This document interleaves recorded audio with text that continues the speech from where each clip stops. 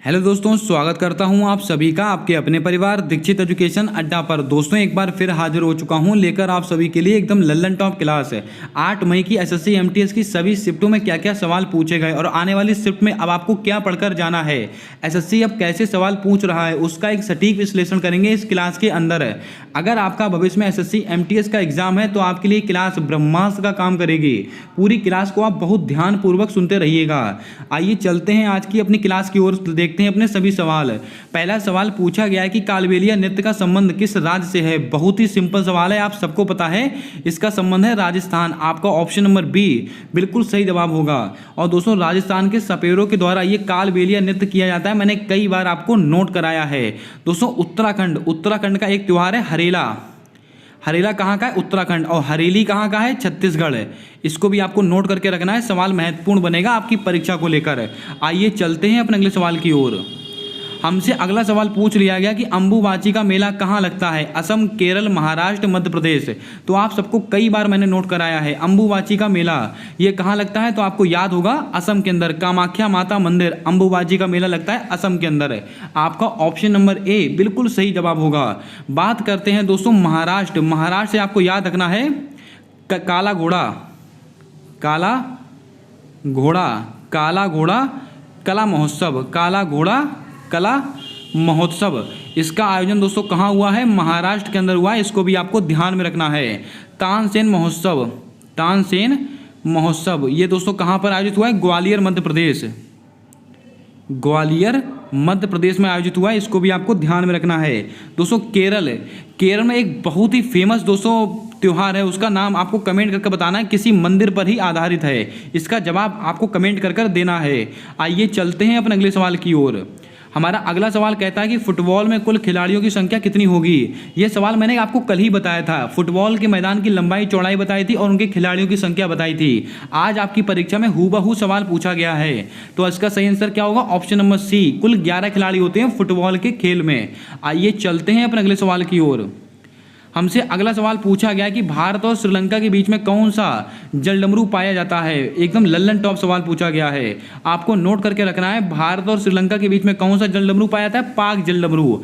आपका option number B बिल्कुल सही जवाब होगा। बात करते हैं दोस्तों मलक्का जलडमरू ये किसके बीच में पाया जाता है? इंडोनेशिया और मलेशिया।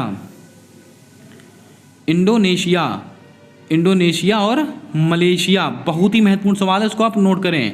इंडोनेशिया और मलेशिया के बीच में कौन सा जलडमरू पाया जाता है? मलक्का जलडमरू। सुल्डा जलडमरू ये दोस्तों कहाँ पाया जाता है? इसका जवाब आपको कमेंट कर देना है। अगर आपसे पूछ लिया जाए युकाटन चैनल ये दोस्तों कहाँ पड़ती है? मैक्सिको और क्यूबा के बीच में। मैक्सिको और क्यूबा इसके बीच में पड़ती है दोस्तों, आपको पता होगा युकाटन चैनल। क्यूबा को दोस्तों क्या कहते हैं? चीनी का कटोरा कहा जाता है, आपको याद होगा। आइए चलते हैं अपने अगले सवाल की ओर। दोस्तों हमसे अगला सवाल पूछा गया कि कैप्टन कूल किस खिलाड़ी के रूप में जाना जाता है। बहुत ही सिंपल सवाल था, आप सबको इसका आंसर पता होगा। क्या होगा? महेंद्र सिंह धोनी।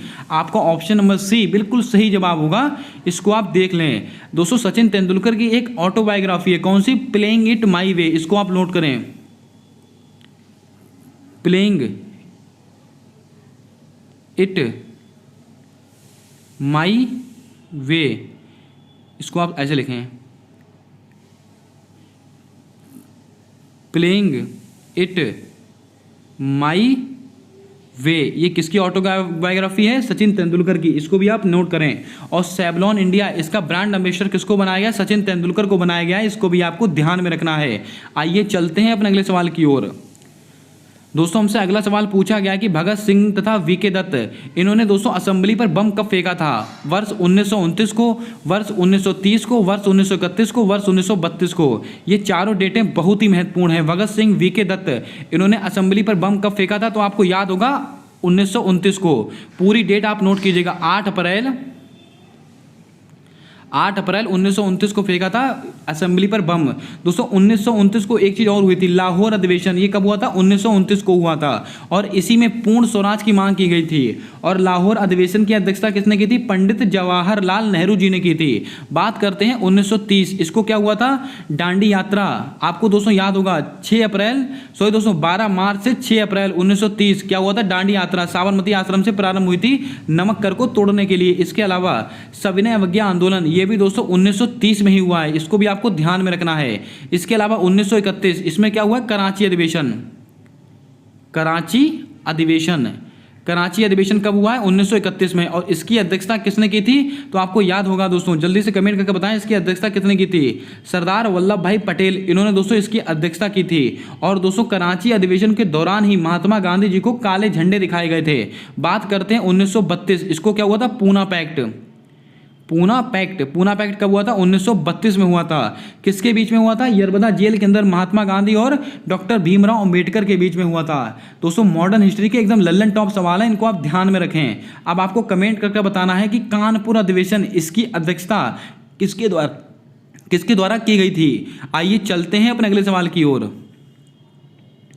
हमसे अगला सवाल पूछा गया है कि 2011 की जनगणना के अनुसार सर्वाधिक लिंगानुपात कहाँ का है। सवाल बहुत ही लल्लन टॉप है, 2011 की जनगणना से हर शिफ्ट में सवाल आपसे पूछा जा रहा है।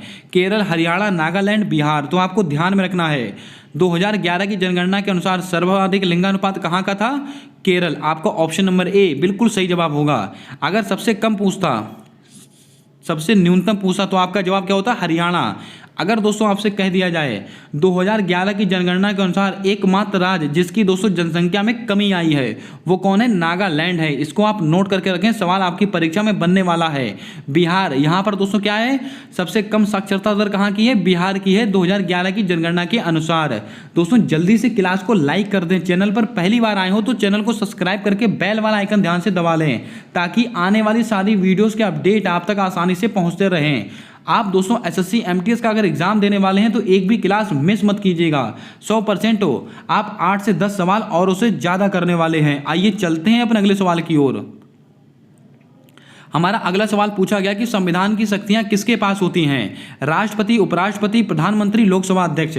इसका आंसर आप ऑप्शन के अकॉर्डिंग लगाने वाले हैं। संविधान की शक्ति किसके पास होती, तो आपको ध्यान में रखना है राष्ट्रपति। अगर ऑप्शन में दोस्तों संसद होता तो वो आपका सही आंसर होता। अगर ऑप्शन में संसद होता तो वो आपका आंसर सही होता, लेकिन दोस्तों संसद अगर ऑप्शन में नहीं है तो उसके स्थान पर क्या होगा, राष्ट्रपति। इसको भी आप ध्यान में रखें। आइए चलते हैं अपने अगले सवाल की ओर। हमसे अगला सवाल पूछा गया कि केलूचरण महापात्र का संबंध किस क्षेत्र से है। अगर आपने हमारी कल और परसों वाली वीडियो नहीं देखी है, उन क्लासों को देख कर जाइएगा। यानी कि दोस्तों 6 मई और 7 मई इन दोनों क्लासों को आप देख कर जाइएगा। आपकी परीक्षा में आपको 8 से 10 सवाल हूबहू देखने को मिल रहे हैं उन दोनों क्लासों से। दोस्तों केलूचरण महापात्र, इनका संबंध किससे है, मैंने परसों ही आपको बताया था, उड़ीसी नृत्य से है। आपका ऑप्शन नंबर डी बिल्कुल सही जवाब होगा, इसको आप नोट करके रखें। दोस्तों सत्रिया, इनसे संबंधित है शंकर देव, इनका संबंध किससे है, सत्रिया। असम का सबसे नवीनतम क्लासिकल नृत्य है सत्रिया। सत्रिया कहाँ का है, असम का है। इसको भी आपको ध्यान में रखना है, महत्वपूर्ण सवाल बनेगा। आइए चलते हैं अपने अगले सवाल की ओर। हमसे अगला सवाल पूछा गया कि सातवाहन वंश का सबसे महत्वपूर्ण शासक कौन था। सिमुक था, गौतमी पुत्र सातकर्णी था, दंती दुर्ग है, कडफिसस हैं। इसका भी ऑप्शन के अकॉर्डिंग आपको आंसर देना था। अगर दोस्तों आपसे सातवाहन वंश के संस्थापक पूछे हैं तो इसका आंसर होगा सिमुक। अगर आपसे सातवाहन वंश का सबसे महत्वपूर्ण शासक पूछा है तो आपका जवाब होगा गौतमी पुत्र सातकर्णी। आपका ऑप्शन नंबर बी बिल्कुल राइट जवाब होगा। अगर आपसे सातवाहन वंश के संस्थापक पूछते तो आप कहते सिमुक। बात करते दंती दुर्ग, ये राष्ट्रकूट वंश के संस्थापक हैं। राष्ट्रकूट वंश के संस्थापक कौन है, दंती दुर्ग। और राष्ट्रकूट वंश, इसका दोस्तों सबसे शक्तिशाली शासक कौन था, राजराज प्रथम। कौन दोस्तों, राज प्रथम सबसे शक्तिशाली शासक। इसके अलावा कडफिसस है, ये दोस्तों कौन है, कुषाण वंश के संस्थापक। किसके, कुषाण वंश। कुषाण वंश के संस्थापक कौन है, कडफिसस है। आइए चलते हैं अपने अगले सवाल की ओर। दोस्तों हमसे अगला सवाल पूछा गया कि उदयपुर की स्थापना किसके द्वारा की गई। एकदम स्टैटिक जीके का लल्लन टॉप सवाल। पुलकेशन द्वितीय के द्वारा, सवाई राजा जयसिंह के द्वारा, उदय सिंह द्वितीय के द्वारा, या इनमें से कोई नहीं। आपको ध्यान में रखना है दोस्तों, उदयपुर की स्थापना किसके द्वारा की गई, उदय सिंह द्वितीय। आपका ऑप्शन नंबर सी बिल्कुल सही जवाब होगा। सवाई राजा जयसिंह, इनका संबंध किससे है, जयपुर से संबंधित हैं। और इसके अलावा दोस्तों पुलकेशन द्वितीय, आपको मैंने नोट कराया था, अहोल अभिलेख, ये किसके समय का है, तो आपको याद होना चाहिए पुलकेशन द्वितीय के समय का है। इसको भी आपको ध्यान में रखना है। और दोस्तों कौन है, रुद्रदामन, इनके समय का है। इसको भी आपको ध्यान में रखना है। आइए चलते हैं अपने अगले सवाल की ओर। हमसे अगला सवाल पूछा गया कि विश्व का सबसे बड़ा महाद्वीप कौन सा है। एकदम दोस्तों हलवा सवाल। तो आप सबको पता है विश्व का सबसे बड़ा महाद्वीप कौन सा है, एशिया महाद्वीप। आपका ऑप्शन नंबर डी बिल्कुल सही जवाब होगा। कमेंट करके बताइए विश्व का सबसे छोटा महाद्वीप कौन सा है, इसका जवाब आपको कमेंट कर बताना है। आइए चलते हैं अपने अगले प्रश्न की ओर। हमसे अगला सवाल पूछा गया कि फ्रीडम ऑफ एक्साइल, दोस्तों एक्साइल किसकी आत्मकथा है, फ्रीडम ऑफ एक्साइल किसकी आत्मकथा है। हरीश मेहता, विनोद राय, आलोक चक्रवाल, दलाई लांबा। तो इसका सही आंसर क्या होगा, दलाई लांबा। आपका ऑप्शन नंबर डी बिल्कुल सही जवाब होगा। बात करते हैं ऑप्शंस को लेकर। इनकी दोस्तों एक एक पुस्तक आप नोट कीजिएगा, आपकी परीक्षा में अति महत्वपूर्ण सवाल बनेंगे।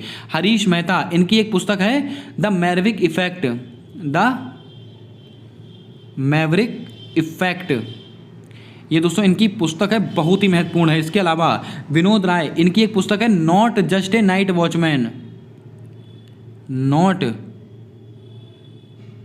जस्ट ए नाइट वॉचमैन, ये किसकी पुस्तक है, विनोद राय की पुस्तक है। आलोक चक्रवाल, इनकी पुस्तक मैंने कई बार आपको नोट कराई है, बिरसा मुंडा जनजातीय नायक, इसको भी आप लिख लें। आइए चलते हैं अपने अगले प्रश्न की ओर। हमसे अगला सवाल पूछा गया है कि धर्म की स्वतंत्रता किस अनुच्छेद में है, यानी कि दोस्तों अंतःकरण की स्वतंत्रता। अगर आपसे धर्म की स्वतंत्रता पूछे या अंतःकरण की स्वतंत्रता पूछे तो दोनों का आंसर क्या होगा, आर्टिकल 25। आपका ऑप्शन नंबर ए बिल्कुल सही जवाब होगा, इसको आप ध्यान में रखें। बात करते हैं अनुच्छेद 32, इसमें दोस्तों क्या है, संवैधानिक उपचारों का अधिकार। संवैधानिक उपचारों का अधिकार किसके अंदर है, तो आपको याद होना चाहिए आर्टिकल 32 के अंतर्गत किया गया है। इसी को दोस्तों डॉक्टर भीमराव अम्बेडकर ने संविधान की आत्मा कहा है। और दोस्तों इसी आर्टिकल के तहत सुप्रीम कोर्ट 5 प्रकार की रिट जारी करता है, इसको भी आपको नोट करना है। आर्टिकल 44, इसमें क्या है, ग्राम पंचायत से संबंधित है, ग्राम पंचायत, इसका गठन दोस्तों आर्टिकल 44 में है, इसको भी आपको ध्यान में रखना है।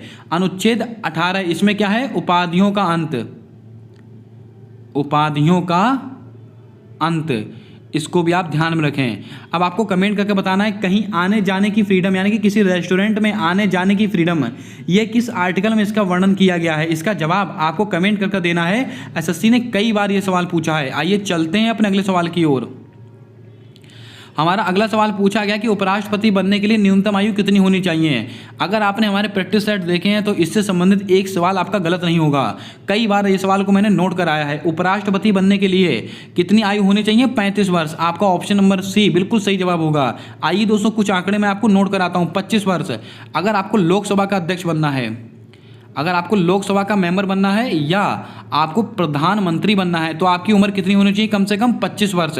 अगर आपको राज्यसभा का मेंबर बनना है, राज्यसभा का मेंबर बनना है तो आपकी उम्र कितनी होनी चाहिए, 30 वर्ष। अगर आपको दोस्तों क्या बनना है, राष्ट्रपति, अगर आपको प्रेसिडेंट राष्ट्रपति बनना है या आपको वाइस प्रेसिडेंट या दोस्तों आपको गवर्नर बनना है, आपको इनमें से कुछ भी बनना है तो आपकी उम्र होनी चाहिए 35 वर्ष। अब आप सबको पता है कि वोट डालने की उम्र कितनी हो गई दोस्तों, 18 वर्ष।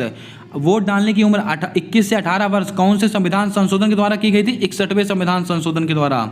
इसको भी आपको ध्यान में रखना है। आइए चलते हैं अपने अगले सवाल की ओर। हमारा अगला सवाल पूछा गया कि रेशम कीट पालन का संबंध निम्नलिखित में से किससे है। 20 बार कराया गया सवाल। Apiculture, epigraphy, sericulture, vermiculture. तो आपको दोस्तों याद रखना है रेशम कीट पालन का संबंध किससे है, ये सेरीकल्चर से संबंधित है। आपका ऑप्शन नंबर सी बिल्कुल सही जवाब होगा। बात करते हैं एपीकल्चर, इसमें होता है मधुमक्खी पालन, मधुमक्खी पालन। इसके अलावा एपिग्राफी, इसमें दोस्तों क्या होता है, अभिलेखों का अध्ययन होता है। महत्वपूर्ण सवाल बनेगा। अभिलेखों के अध्ययन को दोस्तों क्या कहते हैं, एपिग्राफी कहा जाता है। इसको भी आपको ध्यान में रखना है। वर्मीकल्चर, ये दोस्तों केंचुए की खेती होती है, केंचुए की खेती वर्मीकल्चर। दोस्तों वीटीकल्चर, वीटीकल्चर, इसमें दोस्तों अंगूर की खेती होती है। इसको भी आपको ध्यान में रखना है, सवाल बहुत ही महत्वपूर्ण है। अब आपको कमेंट करके बताना है पिसीकल्चर, पिसीकल्चर का संबंध किससे है, इसमें दोस्तों किसकी खेती की जाती है, इसका जवाब आपको कमेंट कर देना है। आइए चलते हैं अपने अगले सवाल की ओर। दोस्तों हमसे अगला सवाल पूछा गया कि दिल्ली हाईकोर्ट की स्थापना कब हुई। ये सवाल 2 से 3 बार अब तक पूछा जा चुका है, तो आपको ध्यान में रखना है दिल्ली हाईकोर्ट, इसकी स्थापना कब हुई थी, 1864 ईस्वी में हुई थी। इसको आप एक बार खुद से रीचेक कर लेंगे अपने आप से, 1864 में हुई है कि 1866 में हुई है, इसका जवाब आपको अपने आप से रीचेक कर लेना है। आइए चलते हैं अपने अगले सवाल की ओर। हमसे अगला सवाल पूछा गया कि ब्लैक बक नेशनल पार्क किस राज्य में स्थित है? गुजरात, झारखंड, राजस्थान, उत्तर प्रदेश। तो आपको ध्यान में रखना है ब्लैक बक नेशनल पार्क किस राज्य में स्थित है? गुजरात में स्थित है। आपका ऑप्शन नंबर ए बिल्कुल सही जवाब होगा। दोस्तों यहाँ पर गिर राष्ट्रीय उद्यान है। गिर नेशनल पार्क कहाँ पर स्थित है? गुजरात में। जूनागढ़ गुजरात में। दोस्तों Jharkhand Palamu tiger reserve most important. Palamu दोस्तों कहाँ पर स्थित है? झारखंड में। राजस्थान यहाँ पर दोस्तों क्या है? तो मैंने आपको बताया था 52वां रामगढ़ विषधारी, मोस्ट इंपॉर्टेंट सवाल। रामगढ़ विषधारी टाइगर रिजर्व कहाँ पर स्थित है? तो आपको ध्यान में रखना है राजस्थान के बूंदी में स्थित है। उत्तर प्रदेश भारत का 53वां राष्ट्रीय 53वां दोस्तों कौन सा है? तो आपको दोस्तों याद रखना है रानीपुर। भारत का 53वां नेशनल पार्क कौन सा? रानीपुर राष्ट्रीय उद्यान कहाँ पर स्थित है? उत्तर प्रदेश में। इसको भी आपको नोट कर लेना है, सवाल आपकी परीक्षा के लिए मोस्ट इंपॉर्टेंट है। आइए चलते हैं अपने अगले सवाल की ओर।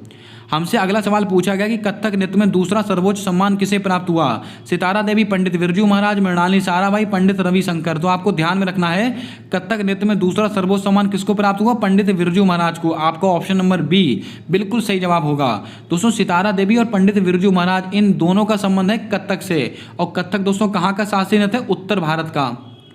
उत्तर भारत का शास्त्रीय नृत्य है, इसको भी आपको ध्यान में रखना है। अब आपको कमेंट करके बताना है मृणालिनी साराभाई इनका संबंध किस शास्त्रीय नृत्य से है। मैंने 3 से 4 बार अब तक ये सवाल को मैं आपको करा चुका हूं। आइए चलते हैं अपने अगले सवाल की ओर।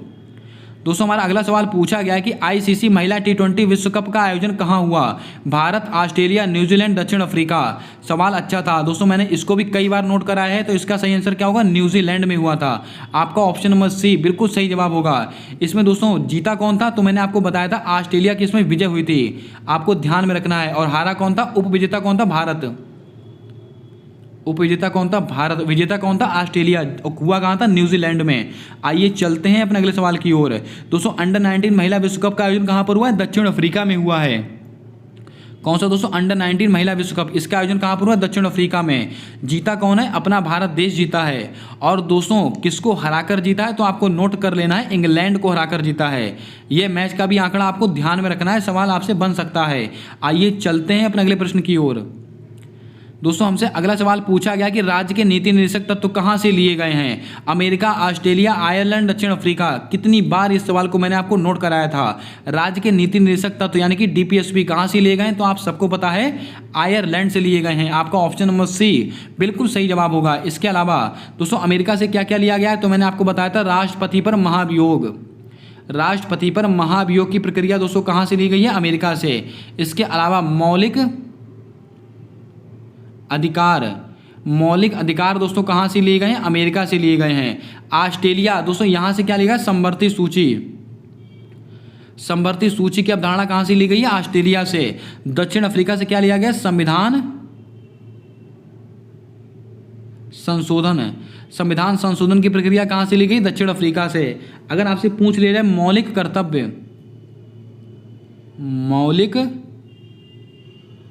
कर्तव्य, ये कहाँ से लिए गए? रूस से लिए गए हैं। इसको भी आपको ध्यान में रखना है। दोस्तों याद कीजिएगा DPSP इसका उल्लेख कौन से भाग में है? भाग 4। मौलिक अधिकार इसका उल्लेख कौन से भाग में? भाग 3। मौलिक कर्तव्य इसका उल्लेख कौन से भाग में? भाग 4A। इतनी बातें आपको और नोट करनी है। दोस्तों क्लास को अपने दोस्तों तक जरूर शेयर कर दें जो भी SSC MTS की तैयारी कर रहे हैं या उसका एग्जाम देने वाले हों। उन सभी के लिए ब्रह्मास्त्र का काम करेगी ये क्लास है। आइए चलते हैं अपने अगले सवाल की ओर। हमसे अगला सवाल पूछा गया प्रधानमंत्री नरेंद्र मोदी जी के द्वारा प्रथम 5G सेवा कहाँ लॉन्च की गई? गुजरात, नई दिल्ली, वाराणसी, कर्नाटक। तो आपको ध्यान में रखना है ये दोस्तों नई दिल्ली में प्रगति स्टेडियम से की गई थी, आपको याद होगा। दोस्तों आपकी जानकारी के लिए बता दें करंट अफेयर के मुश्किल से 1 से 2 सवाल आपकी परीक्षा में आ रहे हैं। आप सबसे ज़्यादा अगर आपको ध्यान देने की जरूरत है तो स्टैटिक जीके पर दोस्तों 10 से 12 सवाल डेली आपकी परीक्षा में पूछे जा रहे हैं। 2 से 3 सवाल आपके पॉलिटी से बन रहे हैं आपकी परीक्षा को लेकर। दोस्तों इकोनॉमिक्स से 1 से 2 सवाल आपकी परीक्षा में बन रहे हैं। ये कुछ आंकड़ा है जो मैंने आपको बता दिया। आइए चलते हैं अपने अगले सवाल की ओर। हमारा अगला सवाल पूछा गया कि मुगलों के द्वारा नियोजित प्रथम शहर कौन सा था? औरंगाबाद, फतेहपुर सीकरी, कन्नौज, विजयनगर। तो आप सबको नोट कर लेना है, इसका सही आंसर क्या होगा? फतेहपुर सीकरी। आपका ऑप्शन नंबर बी बिल्कुल सही जवाब होगा। और यहीं पर दोस्तों बुलंद दरवाजा है। बुलंद दरवाजा ये कहाँ पर स्थित है? फतेहपुर सीकरे में स्थित है। अब आपको कमेंट करके बताना है बुलंद दरवाजे का निर्माण किसने कराया। मैंने इस सवाल को 2 से 3 बार कल से परसों की शिफ्टों में कराया हुआ है। औरंगाबाद, इसका नया नाम क्या हो चुका है? संभाजी नगर। संभाजी नगर, इसको भी आपको ध्यान में रखना है। आइए चलते हैं अपने अगले सवाल की ओर। हमसे अगला सवाल पूछा गया कि अक्टूबर 2022 तक सर्वाधिक ग्रैंड स्लैम जीतने वाले खिलाड़ी कौन हैं। तो आप सबको पता है, मैंने कई बार बताया आपको, टेनिस के खिलाड़ी हैं राफेल नडाल। इन्होंने दोस्तों 22 ग्रैंड स्लैम जीते हैं। आपका ऑप्शन नंबर बी बिल्कुल सही जवाब होगा। तो इन्होंने 22 ग्रैंड स्लैम जीते हैं। सर्वाधिक ग्रैंड स्लैम जीतने वाले खिलाड़ी कौन है? Rafael Nadal. बात करते हैं नोवाक जोकोविक, ये भी दोस्तों काय के खिलाड़ी, टेनिस के खिलाड़ी हैं। रोजर फेडरर, आज ही आपकी परीक्षा में पूछा गया सवाल है पहली शिफ्ट में। इनका संबंध किस खेल से है? टेनिस से है। कहाँ के हैं? स्विट्जरलैंड के रहने वाले हैं। अगर आपसे पूछ लिया जाए 2023 का ऑस्ट्रेलियन ओपन का खिताब किसने जीता है, तो आपको ध्यान में रखना है नोवाक जोकोविक ने जीता है पुरुषों में। और महिला में किसने जीता है? आर्या सबलेंका। इसको भी आप नोट करें, आर्या सबलेंका, इसको भी आपको ध्यान में रखना है। सवाल बहुत ही महत्वपूर्ण है। आइए चलते हैं अपने अगले सवाल की ओर। दोस्तों यहाँ से शुरू हो रहे हैं हमारे जो पहली शिफ्ट में सवाल पूछे गए थे वो सब आपको मैंने दोस्तों पहली शिफ्ट का एनालिसिस करा दिया है। आइए दोस्तों फटाफट इसके सवाल और इसका आंसर मैं आपको बता देता हूँ। राष्ट्रपति की शपथ का उल्लेख कौन से आर्टिकल में है? तो आप सबको मैंने नोट कराया था, आर्टिकल 60 में है राष्ट्रपति की शपथ। आपको मैंने सुबह बता दिया था। 61 में क्या है? महाभियोग। दोस्तों आर्टिकल 76, इसके अंदर किसका उल्लेख किया गया है? तो आपको ध्यान में रखना है, आर्टिकल 76 के अंदर उल्लेख किया गया है महान्यायवादी का। किसका? न्यायवादी का। दोस्तों पहली वाली शिफ्ट में शायद मैंने गलती से यहाँ पर दोस्तों सुप्रीम कोर्ट में, अगर राष्ट्रपति चुनाव में कोई विवाद होता है उसका निपटारा सुप्रीम कोर्ट करेगा आर्टिकल 72 के तहत। ये वाला कॉन्सेप्ट मैंने आपको आर्टिकल 76 में बता दिया है। माफ कीजिएगा दोस्तों, आपका सही आंसर क्या होगा? आर्टिकल 76 में महान्यायवादी। वर्तमान में कौन है? आर वेंकट रमणी। किसके प्रसाद पर्यंत कार्य करते हैं? राष्ट्रपति के। आइए चलते हैं अपने अगले सवाल की ओर। हमसे दोस्तों सुबह सवाल पूछा गया था कि नवरेह नृत्य का संबंध किस राज्य से है, तो मैंने आपको बताया था जम्मू कश्मीर। आपका ऑप्शन नंबर ए बिल्कुल सही जवाब होगा। दोस्तों अपना हमारा अगला सवाल पूछा गया था कि 8वीं अनुसूची में कितनी भाषाओं का उल्लेख है, तो मैंने सुबह आपको बताया था कुल 22 भाषाओं का उल्लेख है। वर्तमान में दोस्तों वर्तमान में कितनी अनुसूचियां हैं, तो आपको ध्यान में रखना है 12 अनुसूचियां हैं। कितनी दोस्तों? 12 अनुसूचियां हैं। अगर दोस्तों आपसे पूछ लिया जाए वर्तमान समय में कितने भाग हैं? 22 भाग हैं। कितने? 22 भाग हैं। इसको भी आपको ध्यान में रखना है। आइए चलते हैं अपने अगले सवाल की ओर। हमसे सवाल पूछा गया था कि रोजर फेडरर का संबंध किस खेल से है, तो सुबह ही मैंने आपको बताया था टेनिस से संबंधित हैं। आपका ऑप्शन नंबर बी बिल्कुल सही जवाब होगा। फुटबॉल की बात आई है तो आपको याद रखना है, मैंने आपको बताया था फीफा विश्व कप 2022 इसका आयोजन कहाँ पर हुआ है? कतर दोहा में हुआ है। कौन जीता है? अर्जेंटीना जीता है। और दोस्तों अर्जेंटीना ने किसको हराया है? फ्रांस को। अर्जेंटीना के दोस्तों कप्तान कौन है? Lionel Messi. इनको दोस्तों गोल्डन बॉल का अवार्ड मिला है। और गोल्डन बूट किसको मिला है? एम्बापे। और गोल्डन ग्लव्स किसको मिला है? मार्टिनेज करके खिलाड़ी हैं उनको मिला है। ये 3 आंकड़े आपको ध्यान में रखने हैं। आइए चलते हैं अपने अगले सवाल की ओर। हमारा अगला सवाल कहता है कि अंडमान और निकोबार को कौन अलग करता है, तो सुबह ही मैंने आपको बताया था 10 डिग्री अक्षांश। आपका ऑप्शन नंबर सी बिल्कुल सही जवाब होगा। आपको कमेंट करके बताना है कि 49 डिग्री अक्षांश किसको किसको अलग करता है। आइए चलते हैं अपने अगले सवाल की ओर। हमसे अगला सवाल पूछा गया था कि उस्ताद अलाउद्दीन खान का संबंध किस वाद्य यंत्र से है, तो मैंने आपको बताया था सरोद वादक हैं। आपका ऑप्शन नंबर डी बिल्कुल सही जवाब है। दोस्तों हमसे अगला क्या सवाल पूछा गया था? अगला सवाल पूछा गया था कि जनगणना कितने वर्षों के अंतराल में होती है, तो मैंने आपको बताया था 10 वर्षों के अंतराल में। कितने? 10 वर्षों के अंतराल में। आपका ऑप्शन नंबर सी इसका सही आंसर होगा। आइए चलते हैं अपने अगले प्रश्न की ओर। हमारा अगला प्रश्न पूछा गया था कि भारत में गरीबी रेखा का आकलन कौन करता है, तो मैंने आपको बताया था नीति आयोग के द्वारा किया जाता है गरीबी रेखा का आकलन। और नीति आयोग के द्वारा दोस्तों एक पोर्टल लॉन्च किया गया था, ई अमृत पोर्टल। कौन सा? ई अमृत पोर्टल। इसको भी आपको ध्यान में रखना है। खादी ग्रामोद्योग आयोग KVIC, इसका अधिनियम कब का? 1956 का अधिनियम है। इसको भी आपको ध्यान में रखना है। और दोस्तों इन्होंने नॉलेज पोर्टल इन्होंने लॉन्च किया है। इसको भी आपको ध्यान में रखना है। ये सवाल भी आपकी परीक्षा में बन सकता है। आइए चलते हैं अपने अगले प्रश्न की ओर। हमारा अगला सवाल पूछा गया था कि I2U2 संगठन में कौन सा देश शामिल नहीं है? भारत, इजराइल, इंग्लैंड, संयुक्त अरब अमीरात। तो मैंने आपको बताया था इसमें दोस्तों इंग्लैंड शामिल नहीं है। कौन कौन शामिल है? भारत शामिल है, इजराइल शामिल है, अमेरिका शामिल है और संयुक्त अरब अमीरात शामिल है। आइए चलते हैं अपने अगले सवाल की ओर। हमारा अगला प्रश्न पूछा गया था कि राउता नाच का संबंध किस दोस्तों राज्य से है, तो आपको मैंने बताया था छत्तीसगढ़। आपका ऑप्शन नंबर बी बिल्कुल सही जवाब होगा। झारखंड में दोस्तों क्या मनाते हैं, सरहुल फेस्टिवल। कर्नाटक में यक्षगान। गोवा में मैंने आपको बताया था फुगड़ी और देखनी नृत्य कहाँ का है, गोवा का। सिग्मो फेस्टिवल कहाँ का है, गोवा का। इसके अलावा दोस्तों आपको याद रखना है साओ जो आओ फेस्टिवल कहाँ का है, ये भी गोवा का है, इसको भी आपको ध्यान में रखना है। आइए चलते हैं अपने अगले सवाल की ओर। हमारा अगला सवाल पूछा गया था कि बीसीसीआई की स्थापना किस वर्ष की गई थी, तो मैंने आपको सुबह ही बताया था 1928 ईस्वी में। आपका ऑप्शन नंबर सी बिल्कुल सही जवाब होगा, इसको भी आपको ध्यान में रखना है। आइए चलते हैं अपने अगले प्रश्न की ओर। हमारा अगला सवाल पूछा गया था कि तत्वबोधिनी सभा की स्थापना कब की गई, तो आपका सही आंसर क्या होगा, 1839 ईस्वी में। आपका ऑप्शन नंबर बी बिल्कुल सही जवाब होगा। 1828 में याद कीजिएगा ब्रह्म समाज की स्थापना। 1875 में दोस्तों किसकी, आर्य समाज की स्थापना। 1867 में किसकी स्थापना, प्रार्थना समाज की। और 1897 में किसकी स्थापना, तो आपको ध्यान होगा रामकिशन मिशन की स्थापना स्वामी विवेकानंद जी के द्वारा की गई थी। मैंने कई बार आपको नोट कराया है। आइए चलते हैं अपने अगले सवाल की ओर। हमारा अगला सवाल पूछा गया था कि सवाई राजा जयसिंह ने नई राजधानी किसको बनाया, तो मैंने अभी आपको बताया जयपुर। आपका सही आंसर होगा, इसको भी आप ध्यान में रखें। आइए चलते हैं अपने अगले सवाल की ओर। हमारा अगला सवाल पूछा गया कि ह्वेन सांग ने पल्लवों को किस राजधानी का भ्रमण किया था, तो इसका सही आंसर क्या था, कांचीपुरम। आपका ऑप्शन नंबर बी बिल्कुल सही जवाब होगा। बढ़ते हैं अपने अगले सवाल की ओर। हमारा अगला सवाल कहता है कि विद्युत धारा को प्रभावित होने या रोकने के लिए किस परपथ का उपयोग करते हैं। प्रीवियस ईयर का क्वेश्चन है, तो इसका सही आंसर क्या था, स्विच। आपका ऑप्शन नंबर ए बिल्कुल राइट जवाब होगा, इसको आप ध्यान में रखें। दोस्तों हमसे अगला सवाल पूछा गया था कि 2011 की जनगणना के अनुसार दूसरा अल्पसंख्यक धर्म कौन सा है, तो आपको ध्यान में रखना है। पहला था दोस्तों मुस्लिम और दूसरा दोस्तों है सिख, तो आपको ध्यान में रखना है। इसका दोस्तों ऑप्शन नंबर बी बिल्कुल सही जवाब होगा। इसका आंसर मैंने आपको बताया था, खुद से एक बार रीचेक कर लेंगे अपने आप से, इसको आप खुद से रीचेक करेंगे। आइए चलते हैं अपने अगले सवाल की ओर। दोस्तों हमसे अगला सवाल पूछा गया है कि रानी की बाव का निर्माण किस नदी पर हुआ है, तो आपको ध्यान में रखना है ये सरस्वती नदी के तट पर हुआ है। आपका ऑप्शन नंबर सी बिल्कुल सही जवाब होगा। कृष्णा नदी दोस्तों कहाँ से निकलती, सुबह मैंने आपको बताया था, जल्दी से कमेंट कर आपको बताना है कृष्णा नदी का दोस्तों उद्गम स्थान कहाँ से है। बात करते हैं अगले सवाल की ओर। हमारा अगला सवाल पूछा गया था कि 1835 में किस भाषा को शिक्षा का माध्यम बनाया गया, तो सुबह ही मैंने बताया था आपको अंग्रेजी भाषा का। आपका ऑप्शन नंबर डी बिल्कुल सही जवाब होगा, इसको भी आपको ध्यान में रखना है। आइए चलते हैं अपने अगले सवाल की ओर। हमारा अगला सवाल पूछा गया कि गेहूं की खेती के लिए उपयोगी मिट्टी कौन सी है, दोमट मिट्टी। आपका ऑप्शन नंबर बी बिल्कुल सही जवाब होगा। दोस्तों ये कुछ आज के सवाल थे जो आज की शिफ्टों में आपसे पूछे गए। सारे सवाल मैंने आपको फुल सटीक विश्लेषण के साथ आपको बता दिए। ये कुछ सवाल थे जो आज आपको देखने हैं। दोस्तों आपको बता दें जीके आपको कहाँ कहाँ से पढ़नी है, आपको ध्यान में रखना है। अगर आपकी बात करें स्टैटिक जीके आपकी 10 से 12 नंबर की आ रही है। पॉलिटी आपकी दोस्तों 2 से 3 सवाल पूछे जा रहे हैं। करंट अफेयर का दोस्तों 1 से 2 से सवाल पूछा जा रहा है। इकोनॉमिक्स का दोस्तों आपसे केवल 1 से या 2 सवाल पूछे जा रहे हैं। यानी कि दोस्तों स्टैटिक जीके का पोर्शन सर्वाधिक है, आपको ध्यान में रखना है। अगर दोस्तों आपको एनालिसिस पसंद आया हो तो क्लास को लाइक कर देना।